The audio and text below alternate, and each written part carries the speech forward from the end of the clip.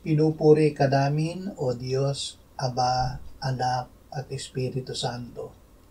Salamat, Ama, na ibinigay mo sa amin si Jesus na iyong anak na namatay para sa aming kasalanan, iyong muling binuhay, iniakyat at iniluklok sa iyong kanan sa langit. Salamat na ibinigay mo sa amin ang iyong banal na Espiritu at sa pamamagitan niya ay ibinuhos mo ang iyong pag-ibig sa aming puso.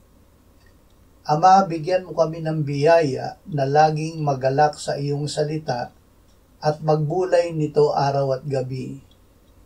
Gawin mo kaming gaya ng punong kahoy na nakatanim sa tabi ng agos ng tubig, na nagbubunga sa kapanahunan, na ang dahon ay hindi nalalanta at sa lahat ng ginagawa ay nagtatagumpay. Amen.